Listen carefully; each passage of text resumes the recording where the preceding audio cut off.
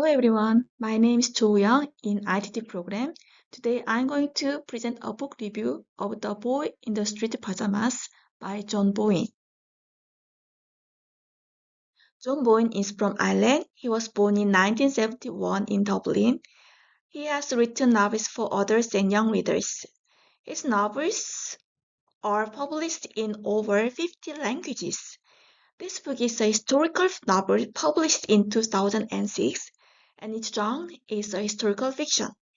It has won 2 Irish Book Awards and has been a New York Times bestseller for a while. It has also been adapted into a movie, ballet, and an opera. This story takes place during World War II from 1993 to 1994. Most of the story takes place in Poland at a concentration camp called Auschwitz, but some of the story is Berlin in Germany.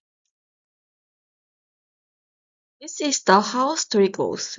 A boy named Bruno is 9 years old and lives in Berlin, Germany during World War II.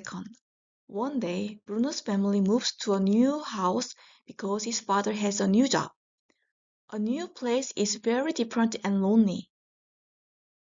Bruno feels bored and lonely in this new house.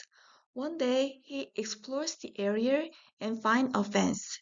Behind the fence, he sees a boy named Shmuel. Shmuel is the same age as Bruno, but he is a prisoner in a camp. Two boys become secret friends and meet at the fence every day. Bruno finds out that Shmuel's father is missing. He wants to help his friend, so he sneaks into the camp by wearing stripped pajamas, like Shmuel. The boys search for Shmuel's father together. While searching, Bruno and Shmuel are caught by a group of soldiers. They are taken to a gas chamber. Bruno holds Shmuel's hands and they stay together. Bruno's family realizes he is missing and searches for him.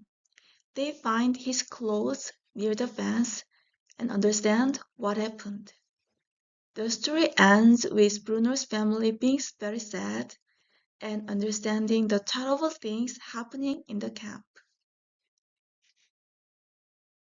The main characters are Bruno and Shmuel. Bruno is a 9-year-old boy who moves to Auschwitz when his father becomes the commandant. He forms a deep friendship with Shmuel, a Jewish prisoner, and learns about the kindness and friendship. His tragic ending shows how war and prejudice can hurt innocent people. Shmuel is a Jewish boy imprisoned in Auschwitz. He forms a strong bond with Bruno. His innocence and lack of understanding make the harsh reality of the camp even more powerful, showing how the Holocaust affected its victims. Their friendship shows the hope even in hard times. Here are major characters. Ralph is Bruno's father and a high-ranking Nazi officer. He is very stern and authoritarian. Bruno's mother loves her family, but she's unhappy about moving to the camp. While watching terrible things happen, she becomes very sad and irritated. Her change shows how war affects the families. Gretel is Bruno's older sister who initially supports the Nazis. She seems to be more influenced by Nazi beliefs as the story goes on. However, at the end of the story, after she realized the cruelty of the war, to some extent, she changed her mind and decided to leave Auschwitz. Let's talk about other characters in the story. Maria is the maid who cares for Bruno and Gretel. She's kind and gentle, providing comfort in a difficult time. Maria is the first person who makes Bruno rethink his perception of others. Through her, Bruno begins to understand that people should not be judged by their status or occupation. Pavel is an elderly Jewish inmate at Auschwitz who works as a servant for Bruno's family. Despite his suffering at the camp, he displays dignity and compassion. The Fury symbolizes the absolute power and authority of the Nazi regime. He is depicted as the distant and manipulative figure whose decisions lead to immense suffering. He shows how leaders can cause great harm. Lieutenant Kotler is a young soldier who is very cruel and ruthless, especially towards Jewish prisoners. His character embodies the indoctrination of Nazi ideology and the moral ambiguity of individuals during the Holocaust. His character shows the courage of the Nazis. Bruno's grandmother is kind and wise and does not like the Nazis. She worries about her son's environment in the war. Her character highlights the importance of maintaining moral principles. The main themes of this story are innocence, friendship, and human nature. I'll discuss these themes more deeply in the next part. The author uses a childlike tone and style from Bruno's perspective. For example, Bruno calls Hitler the Fury and Auschwitz outdated. These highlight Bruno's ignorance and naivety. If it were written from another's perspective, it would be very different. The story has a good pace, starting with Bruno's family moving to a new house, reveals the truth about the concentration camp, includes surprising twists like Bruno sneaking into the camp. The ending is also surprising and tragic. Bruno starts off as an innocent and naive young boy who is unaware of the harsh realities of the world. As he befriends Schmuel and learns about the truth of the concentration camp, his compassion and understanding grow, leading to a significant transformation in his character. Bruno learns important lessons about empathy, friendship, and the consequences of prejudice and discrimination. His friendship with Schmuel challenges his preconceived notions and teaches him the value of seeing beyond superficial differences. Schmuel's character transformation is also influenced by the harsh realities of the concentration camp and the bond he forms with Bruno. His experiences of suffering and loss shape his perspective and resilience, ultimately leading to a deeper understanding of human connection. Bruno's father undergoes a complex character development as his beliefs and actions are challenged throughout the story.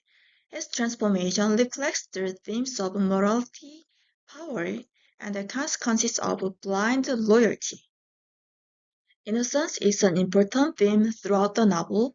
Although Bruno and Schmuel share a certain childlike innocence, the reality is that Schmuel is a prisoner in Auschwitz and has certainly seen horrific sights.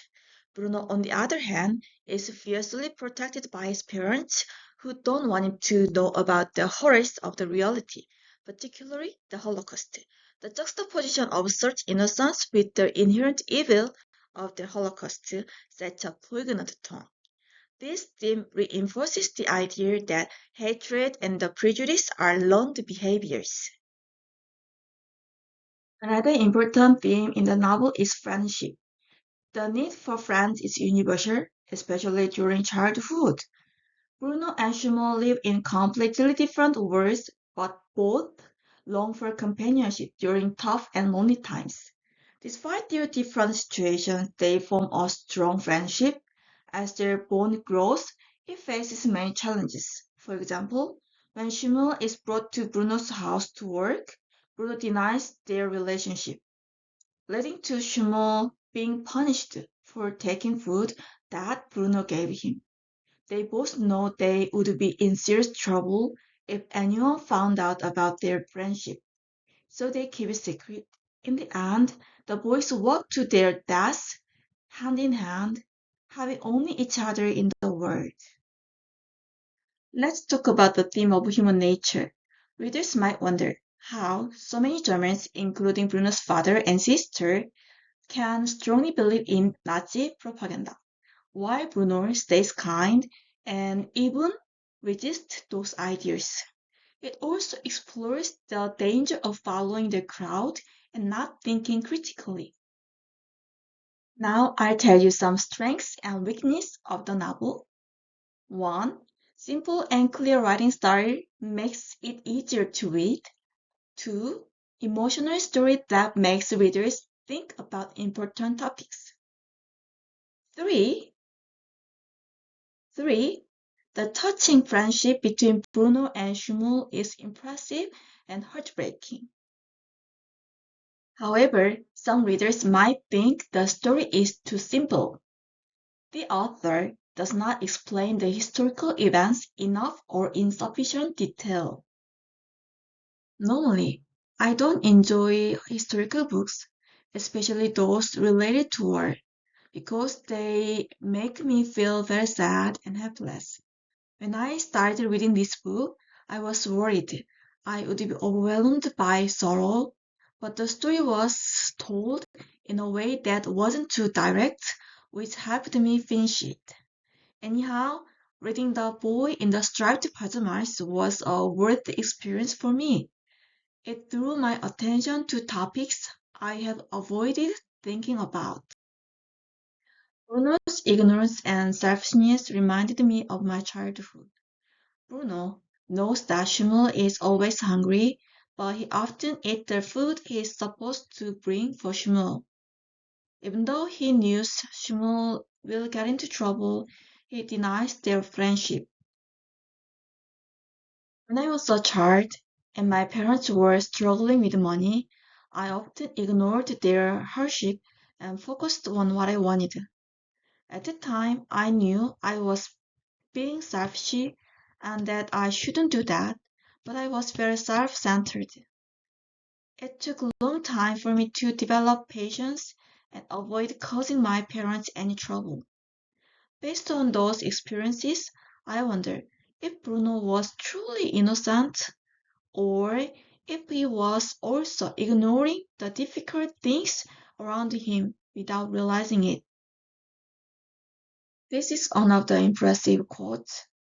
I felt a sense of unease as I wondered whether meeting Shmuel was like the former or the latter.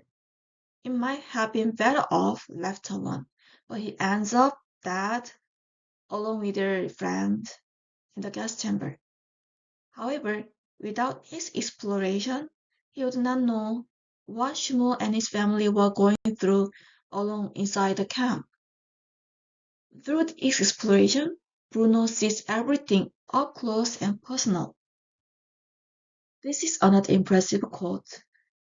This heartbreaking part appears at the end of the story when the main characters Bruno and Shmuel are taken into a gas chamber and are unaware of what is about to happen to them. Bruno's love for his new best friend is at its strongest in this incredibly terrifying moment. While reading The Boy in the Striped Pajamas, I often felt frustrated.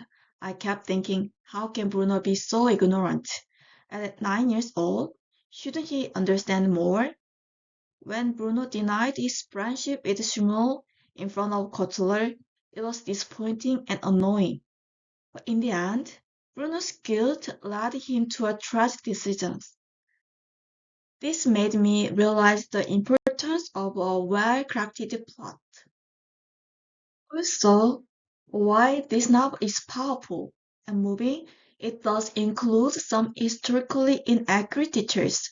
For example, in actual concentration camps, only those able to work were kept alive, meaning a child like Shmuel would not have remained. Moreover, strict surveillance would have made it impossible for Shmuel to spend time near the fence alone. Despite these inaccuracies, the way the horror grows between Bruno's last words and the final chapter, which explains what happens next, is very impactful.